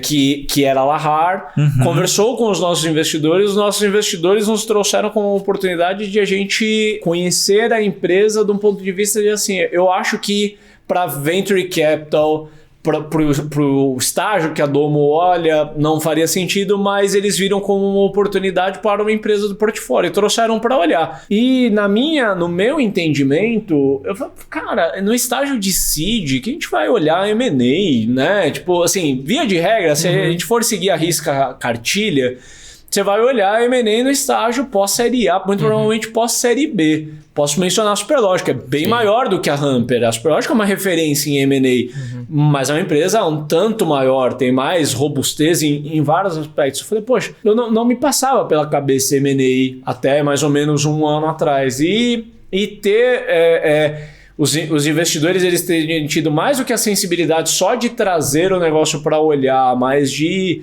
de ter acreditado, né? E falar, putz, cara, você não tá errado de olhar aqui no estágio Seed, mas vai conhecer, né? E, putz, e eventualmente conversando, a gente percebeu o fit de cultura, a gente percebeu o fit de complementariedade de produto, e posso trazer assim, inbound estava na estratégia da Humper, em algum ponto da história da Humper, de um plano futuro. Talvez a gente não teria uma oportunidade tão boa de ingressar no inbound como a gente teve através da aquisição da Lahar, porque era uma empresa de 7 anos, com o time a gente já conhecia a galera que estava empreendendo pela Lahar, estiveram em ramp-ups com a gente, só nunca tinha olhado desse prisma, né? E quando a gente começou a olhar desse prisma, começou a fazer sentido. E aí a gente viu que talvez a gente anteciparia alguns planos de entrar no mercado um pouco antes, mas por uma oportunidade que talvez quando a gente entendesse que era a hora de entrar nesse mercado, essa oportunidade eventualmente não estaria mais disponível. E como existe toda uma dinâmica de mercado também, a gente falou, poxa, tá num bom momento de fazer uma movimentação como essa. Algumas coisas também que reforçaram, a gente conseguiu se tornar um player relevante dentro de prospecção. Liderou a categoria, recebeu prêmio, atingiu uma receita relevante e tudo mais. E a gente começa a ver, de onde a gente olha, vários outros gaps, vários outros buracos em adjacências que estão próximas da gente, e a gente ia eventualmente olhar para entrar de forma orgânica, que era o caminho tradicional de uma empresa que está no estágio nosso. Mas ter olhado para ingressar nessas adjacências através de empresas que já têm o know-how, são founders que estão ali há um bom tempo, que conhecem bem, o produto está validado e tudo mais, pode fazer muito mais sentido. Então a gente acabou tendo essa primeira experiência de M&A, né? Não dá para dizer que existe uma tese de M&A, mas a gente tem uma construção agora da Humper como uma empresa de plataforma, né? A gente está construindo a Humper para ser uma empresa que atende tudo que uma empresa B2B precisa em marketing e vendas, né? Bacana. Esse é o nosso... pelo qual a gente está trabalhando. Eu acho que teve uma visão de quando a gente ingressou no mercado, né, que concatena com as histórias que eu contei aqui, de para entrar no mercado de marketing e vendas, que era o meu mercado, se entrar por vendas, tinha os CRMs já relevantes no Brasil, etc. Para entrar pelo lado de marketing automation, já tinham players muito alavancados, muito capitalizados. Eu encontrei uma avenida, né, ou a minha Normandia, através da prospecção. E foi uma boa avenida, né? A gente conseguiu seguir os últimos 5 anos. Mas, de novo, né, a gente olha pro landscape como um todo, né? A dor da empresa B2B, ela não se limita só à prospecção. Eventualmente, ela está resolvendo com outras ferramentas ou de outros jeitos. Mas a gente acredita que a dor que a gente quer resolver e o jogo que a gente quer jogar é de conseguir resolver de ponta a ponta o que uma empresa B2B precisa para gerar o lead, para gerir esse lead, para efetivar a venda. Bem legal. Aí isso gera um desafio de jornada um tanto diferente, né? E como é que está sendo? Os sócios permanecem da Lahar ou não? Nesse caso, né, nessa operação, sim, eles vieram. Estão junto contigo para construir. Isso, eles se tornaram sócios minoritários na Humper e estão junto com a gente para construir, porque é uma construção, né? Construção de um sonho, é uma jornada que faz sentido para ambos, né? Pelo menos na minha percepção, olhando um pouco à distância. Muita gente pode olhar o M&A como assim, aconteceu a aquisição, tipo, o M&A foi realizado. Na verdade, ali se iniciou o M&A, né? Agora a gente vai começar a construir uma história juntos, do lado da Humper, de ingressar em um mercado que a gente conhece porque sempre esteve do nosso lado, e como eu contei, né, foi um pouco de resgate da minha gênese. Eu nasci no inbound, fui pro outbound por oportunidade, né, como uma ponta de lança para entrar no mercado e tal.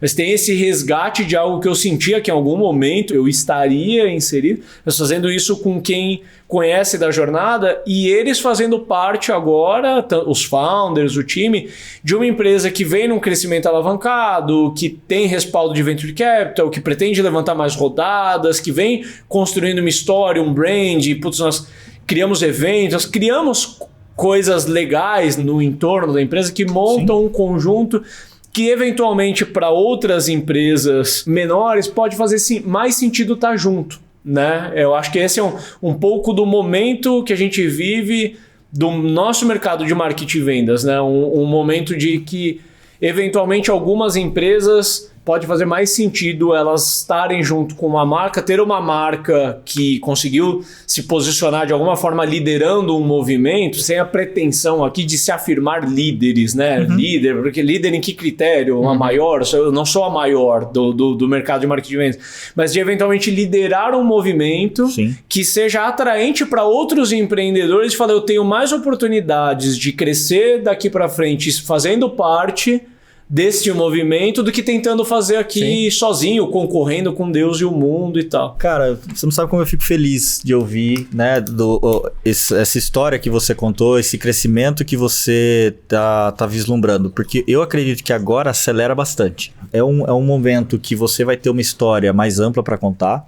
Muito provavelmente ele tinha penetrado em clientes que talvez você ainda não estivesse, e agora vai ter uma sinergia interessante aí. Eu acredito muito, cara. Se prepara pelo que vem aí, né? É bom ouvir isso de quem vem fazendo isso, né? A gente não subestima o desafio, de novo, né? Da parte de sinergias, integração de produto, integração de cultura, exatamente no momento que a gente está agora, né? Começando a mergear as culturas, encontrar pontos de sinergia de produto e por aí vai. Mas a complexidade ela é absurda. Mas se bem alinhado e bem executado, a chance de sucesso é exponencial. Alta, claro. Porque assim, a complementariedade, né? Eu acho que durante muito tempo se falou isso, e isso é normal em todo o mercado, né? Para impulsionar uma tese, você menospreza um pouco a outra, né? Então, quando o inbound surgiu, o inbound para criar um certo espelhamento, né, falava mal do outbound. Aí o outbound surgiu na época da Hamper com uma nova roupagem. Falou assim, aquele outbound velho, tá tudo bem falar mal dele, mas existe uma nova forma de fazer. E aí começa do mercado assim, mas o que é melhor? O inbound ou o outbound? E durante muito tempo isso projetou. As empresas conseguiram crescer com isso. E hoje a história que a gente quer contar é por que um contra o outro e por que não os dois juntos. Eu conheço um pouco da história da Superlógica, sempre soube usar muito bem os dois juntos, um complementando, um retroalimentando o outro, ou um para endereçar um certo mercado, outro para endereçar outro mercado. E a gente apanhou, viu? Eu não tenho vergonha de falar aqui que a gente apanhou para botar de pé uma operação de outbound que não é trivial. Não, vixe, a gente aprendeu a fazer o inbound. E chegou uma hora e falou, cara, por que eu vou botar outbound aqui? Dá uma olhada nessa maquininha, que maravilha, tá que redonda. Tá redondinha, né? Só que, obviamente, a gente começa a olhar e ver que, poxa, não endereça todo mundo, não endereça o mercado todo. Tem um segmento aqui que se eu não for lá bater na porta, sentar com o cara, eu não vou conseguir, né? E aí a gente tentou de um jeito, não deu muito certo, e aí ficava sempre nessa questão do, poxa, dinheiro contado, né? O CAC, não vamos estourar o CAC. E aí, falou, não, vai chegar uma hora que a gente vai ter que matar no peito isso aqui e falar, vamos encarar o outbound, vai custar, vai ser mais caro, temos que apurar. E hoje eu tenho certeza, né? Que eu tenho convicção de que, poxa, a gente tem duas máquinas funcionando, né? E que se complementam de uma forma muito expressiva, né, para a organização. E se não fosse isso, talvez a gente começasse a entrar naquela fase de, poxa, eu tô crescendo, mas eu não tô crescendo no ritmo que a gente pode, né? Eu vejo muito isso acontecer, então... cara, eu acompanhei tá de parabéns, a história. Né? Não, tá de parabéns. Sim. Começo da conversa, lembra que eu falei o mega empreendedor? Sim, aí tá vendo? Pô, cara. Esse mentiroso. Não, cara. Não, e tá aberto a rever, né? E ver oportunidade, né? E ter um parceiro forte com o fundo, né? Pô, te ajudando nisso, né? Fantástico. Não, eu acho que tem muita coisa ainda para ser feito nesse espaço. Sim. Né? Eu até acho que tem muita dor dentro de empresa B2B. Aqui, de novo, né? A gente volta, a gente tá falando... Putz, Superlógica, é uma empresa que tem uma tradição, é SaaS, surfa na crista da onda. A gente vai Brasil afora e a turma tá a pé ainda, fazendo coisa na planilha / caderninho. Então, assim, tem um universo ainda a ser explorado. Existem adjacências a serem complementadas. E a gente vai para o caminho de ter o stack para conseguir oferecer uma experiência para o cliente única de solução, né? Uma boa governança de dados dele. Sim. Porque daí, na medida que você começa a minimamente escalar, você começa a ter as integrações de primeiro nível, mais simplistas, elas atendem quando você está tracionando. Chega um momento que você começa a ter uma bagunça, várias bases de dados replicadas em lugares diferentes, que não se conversam da forma como deveria, e você consegue tirar uma fotografia diferente da empresa em cada lugar desses. Então a gente vai caminhar cada vez mais para trazer uma experiência única assim, para o cliente conseguir se resolver tudo num lugar só. Sem a pretensão de tentar vender um negócio bloco, né, um monolito único num cliente que não precisa daquilo tudo. Tem que ter essa habilidade. Conseguindo modularizar ou componentizar a oferta para o que um pequenininho precisa. A gente sempre teve uma característica que é difícil de operar no cliente very small. Acho que todo SaaS você tem que ter um certo grau de tolerância com churn, com coisas que vão acontecer, porque você está falando de um perfil de cliente que tem uma alta mortalidade, ele tem um alto grau de, com todo o respeito, mas de amadorismo, de de não saber o que ele quer muito bem, cada hora está testando uma coisa diferente, que você tem que ter estômago para operar. Mas a Humper sempre gostou de operar nesse espaço, mas fala, mas ali o churn vai ter alto, vai ficar, mas se alguém não comprar essa treta, nunca vão resolver o problema do cara pequenininho. E a gente vai ter que sangrar um pouco e tolerar ali um churn maior nesse cohort específico de clientes, mas a gente tem encontrado caminhos, às vezes pegar uma empresa menos de 10 colaboradores, está no primeiro, segundo profissional de vendas, seria negligenciado por muitos outros players que não conseguiriam enxergar, e a gente vem conseguindo criar solução desde um pequenininho desse. Tem cliente de capital aberto, tem fintech, unicórnio. Que legal, né? Legal. Boa. Porque aí você resolve com precificação isso daí, né? Sim. De uma forma muito... Você tem que saber lidar com isso. Né? Tem que ter um certo grau já de maturidade de mercado, canais de educação que já tiveram tempo de você semear de certa forma o mercado. Volta em ponto que a gente falou algumas vezes, desde fazer evento, de produzir material. Então, muita coisa que a gente começou a semear lá em 2016, 2017, não só a gente, né? Não tenho pretensão nenhuma de dizer que a gente fez isso sozinhos no Brasil, né? Vendas digitais, marketing digital, não. Uma porção de players que sobem a maré para todo mundo, mas hoje é muito mais fácil de você falar, hoje a gente fala assim, inbound, outbound, a gente nem para explicar o que é. Se a gente fizesse isso há uns anos atrás, a gente ia ter que fazer um parêntese aqui e gastar uns 20 minutos explicando do que a gente tá falando. Então tudo isso facilita muito mais. O empreendedor ou empreendedora que tá no game agora, ou porque tá empreendendo agora e tem a oportunidade de já começar com um repertório maior, porque a informação está acessível, ou até mesmo porque a pandemia colocou todo mundo em risco e forçou todo mundo a sair da zona de conforto e estudar. Então, assim, a barra subiu muito, né? Exato. Tem muito ainda a ser feito, mas é muito mais fácil de falar sobre vendas digitais, processos digitais de forma geral, hoje do que era alguns anos atrás. E como é que você tem trabalhado? Até que você falou um negócio agora que é bem interessante, porque você pega um cara pequeno que, em tese, você vai ajudar esse cara a crescer. Tá trabalhando em venda, você vai... o propósito, né? Que é o propósito. Sim. Você trabalha, ferramental, mas você trabalha conteúdo forte também nesse desenvolvimento. Porque até se ele sobrevive, é sucesso para você. Claro. Sim. Como é que você lida com isso? Você tem um tripé forte ali de conteúdo embasado para desenvolver esse empreendedor? A gente se enxerga na Humper, Baldini, como uma empresa de tecnologia e de cultura, cara, desde sempre. Tecnologia é o meio, por onde a empresa se capitaliza, né? Sem romantismo em excesso aqui, né? Mas você não transforma o mercado só vendendo software. Então a camada de educação sempre andou junto. E a camada de educação não é só uma educação professoral. Pelo menos nós na Humper não nos identificamos muito com querer ensinar a coisa como uma verdade absoluta.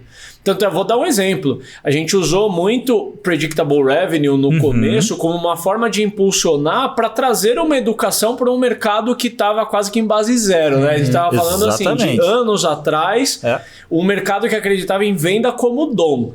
Então você traz um framework que propõe ciência, processo, poxa, melhoramos muito. Mas insistir só no Predictable Revenue significa que o modelo que é ensinado num livro, que já tem um bom tempo, etc., é a única forma de suceder. E não é. Porque, cara, você pode pegar empresas SaaS em estágios semelhantes, com tickets semelhantes, região geográfica semelhante, mudou uma variável, o jeito de vender é completamente diferente. Quer dizer, o jeito de vender ele é tão particular quanto o código-fonte do software. Então, assim, ficar ditando verdades absolutas que o jeito de vender é esse, tipo, coisas que eu nunca curti. Me perguntam...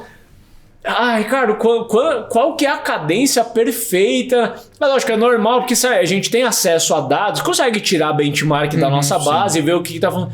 Mas não existe fórmula pronta, né, de sucesso. E durante muito tempo o mercado tava procurando isso, né? Minha perguntinha aqui. E a gente assumiu cultura como algo assim, cara, não adianta a gente querer ser professoral, não adianta a gente ficar apegados à metodologia. A gente teve um desapego, a gente precisa, como todo player, precisa se identificar em alguma categoria, senão você tá solto no mercado, tá todo te comparando com todo mundo. Fala, mas vocês não parecem, se parece com Superlógica? Fala, não, eu preciso me posicionar dentro de algo familiar. E eventualmente a gente falou, poxa, outbound, cunhamos outbound digital, prospecção digital para trazer uma nova roupagem. Pô, Predictable Revenue tem a ver, estamos mais ou menos aqui posicionados, uma localização no mapa, mas nunca muito apegados com a metodologia, porque se a metodologia, você vai ter que ensinar um modo que você pressupõe que vai funcionar igual para todo mundo. Se engessa e perde a oportunidade, né? E aí a gente prefere falar de cultura, de uma forma geral, não cultura no modo de filosofia, ou de uma forma propositiva, mas meio que assim, a técnica de venda é sua, cara, é da porta para dentro. O jeito de vender, o que o teu profissional de vendas fala para o cliente é um negócio muito particular seu, do seu tipo de produto, do seu tipo de mercado, do jeito da sua empresa, do comportamento que a sua empresa tem. Cada empresa é única dentro disso. Mas a gente acredita muito que para você sair da venda por dom ou da venda para a linha de produção, tem que ter uma mudança cultural. E aí a gente sempre se propõe em promover, sempre andou junto com o software. E eu arrisco dizer que tem uma época que a gente colocou tanta energia nisso que eu acho que o Ramp Up, que era nosso evento, em algum momento da história ficou até mais conhecido que o nosso software, o que é normal, né? E essas coisas, depois com a pandemia, lógico, a gente teve que encontrar outros caminhos que não o evento, mas a gente colocou tanta energia nisso que não era difícil falar, cara, você é o cara dos eventos. Ela falou, não, o cara do software que faz evento, by the way. Boa. Muito bom, muito bom. Cara, vamos lá, indo já pro finalzinho que a gente conseguiu falar de bastante coisa, né? Como é que hoje você se atualiza?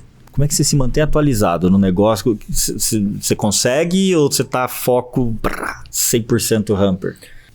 Não, cara, eu gosto de ter os meus sensores, assim, de me atualizar. Eu ouço muito podcast. Né? Nossa, muito, cara. Ouço de vocês, ouço do Dantas que teve aqui, do Like a Boss. Iniciei um programa de podcast com o César Bertini, que você participou no ano passado, que é o Startups and Downs, que tem a proposta de falar, não contando a trajetória linear, mas pegando pontos, né, do tipo, cara, como que você lida com o cap table que já tá todo detonado? Tipo, vamos falar desse assunto. Ainda são assuntos pouco explorados, pouco publicados, que founders e startups conseguem tirar a dúvida com outros founders, mas ainda não está público, e a gente falou, poxa, acho que tem demanda suficiente para tornar isso público e facilitar a vida da turma. Mas eu até mencionei, a conexão com founders é uma coisa que eu tenho, né? Eu sempre gostei muito de fazer muito benchmark, fiz muito benchmark com a Superlógica em vários pontos da história, assim como fiz com várias outras empresas. De novo, nunca tentando copiar, né, fazer um depara do que está funcionando, mas uma forma de atualizar é visitando ou conversando com outras pessoas. Ontem mesmo tem um hábito, um grupo de founders que se reúne com alguma frequência. Ontem à noite a gente foi jantar junto. É uma forma de respirar outros ares. Um tem venda muito complexa, o outro tem um board que é completamente diferente do meu, e aí ali tem uma troca animal. Eu acho que eu aprendo muito com os investidores da Hamper, comentei, eu tenho o privilégio de ter investidores que são empreendedores em vida passada, que construíram grandes empresas e venderam alguns até mais de uma vez, e aí é um poço de conhecimento. Exato. Que tem familiaridade com muitos dos problemas que a gente está vivendo. E aprendo muito com o time também, as pessoas, né, que eu lido diretamente. A gente tem alguns rituais na Hamper, como fazer uma daily com os gestores, cara, religiosamente todo dia a gente se junta, aí tem uma troca e um aprendizado absurdo, assim, entre a própria liderança. Mas eu tentando concatenar, assim, Sim. Liderança num espectro mais fechado ali para o dia a dia da Hamper, conversando com founders para ter um acesso os meus próximos desafios e investidores também, e podcast para ter um acesso um pouco mais abrangente. E aí, eventualmente, tem as minhas coisas dos meus hobbies, as minhas filosofias, os meus livros, outras coisas também. Porque a gente e os 3 filhos, né? Só trabalho. Para se atualizar. Tem os filhos, tem que me atualizar do que é legal para eles também. Legal, muito bacana. Bom. Muito bom. Ricardo, acho que cobrimos um caminhão de coisa, né? Com certeza, hein, Ricardo? Já pegaram algum que falou tanto assim, cara, aqui no programa? Teve um que acho que superou 2 horas, mas fica, né? Acho que é um tempo até pro espectador, né? Que tá consumindo, né? Acho que 1h30, coisa do tipo, é um tempo razoável, né? Julgamos adequado. Vamos lá, pessoal, dê feedback pra gente, que a gente precisa disso, né? Basicamente, a gente tá aprendendo a fazer, né? E fico feliz que você consuma, né? Poxa, tô numa super torcida aqui por você, cara, nessa nova etapa de jornada, né? Vocês estão em quantos lá? Quantas pessoas? Próximo de bater 100 pessoas. Próximo de bater 100 pessoas, legal. Parabéns. O desafio agora, aquele desafio da nova liderança, né? Você já não vai ter condição provavelmente de lidar com todo mundo, formar essa camada de líderes para... Puta, é uma delícia isso aí, cara. Um dos desafios atuais, né? Liderar líderes, formar líderes dentro de casa, saber quais áreas trazer, tá mais propenso a trazer uma liderança de fora do que formar de dentro. É bom que fica um assunto para um próximo, a gente combina assim, daqui um ano mais ou menos, atualizar. Uns checkpoints para atualizar e a gente abre... É um bom assunto. É um bom assunto, porque a chave agora é fazer com que essa sua cultura criada, ela consiga permeando, que os líderes repliquem e tudo mais. Sim. Cara. Nunca é fácil. Nunca é fácil, mas muito bom. Legal. Gente, valeu, obrigado. Feliz de estar aqui com vocês. Valeu pelo convite. E parabéns aí pelo trabalho que vocês fazem. Eu sou fã da Superlógica, assim, não fui convidado como um cliente case nem nada, né? Gosto de graça, assim. Obrigado. Comecei a usar lá atrás, na época da agência, mudou minha vida na agência. Eu era o empreendedor que emitia nota fiscal. O Superlógica me devolveu os sábados naquela época, porque eu comecei a emitir nota fiscal apertando o botão e antes eu ficava no site da prefeitura, mas eu me inspirei muita coisa da Superlógica de ser precursora de movimentos, também de entender que não dá para ficar só no software, né? Vocês acho que ajudaram a revolucionar pelo menos 2 mercados, né? Onde a assinatura e o imobiliário, o condominial. E vocês decidiram topar o desafio como ele tem que ser topado. Não é só código. Não é só código e aprendo a vender isso daqui. Nós vamos ter que rodar Brasil, é evento, é cultura, é trazer gente para falar disso, é produzir conteúdo, relacionamento, percebeu o formato adaptando, agora tem podcast, eventualmente a hora que as coisas estiverem mais confortáveis para isso, evento de novo e tudo mais, e acho muito massa. Acho que em vários dos nossos momentos ali a gente pegou emprestado assim componentes, né, de olhar, ou no mínimo foi contaminado com boas inspirações assim de coisas que vocês já estavam fazendo. Bacana. Obrigado, cara. E olha, eu vou até contar um segredo aqui, pouca gente sabe.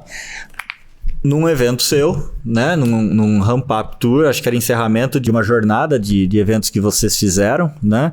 Era um evento numa quinta-feira, a gente palestrava, a gente estava com stand, com palestra e tudo mais. Na noite anterior, a gente fez o acordo com a Warburg Pincus, que foi uma rodada de investimento super importante para nós no final de 2019. Cara, a gente passou a noite, virou a noite trabalhando, o pessoal foi legal, desligou o ar-condicionado naquela, né? Tem que assinar É sério, não é mole não. Tipo, mesa enorme, assim, galera com fome, com sono, mas a gente conseguiu chegar no final. E no dia seguinte tinha ramp-up. No dia seguinte tinha ramp-up, eu palestrava, fui virado, né? Consegui, tomei um banho, pelo menos, né? O pessoal do time lá. E fui pro ramp-up. Tem parceiro que a gente fez até hoje lá desse evento.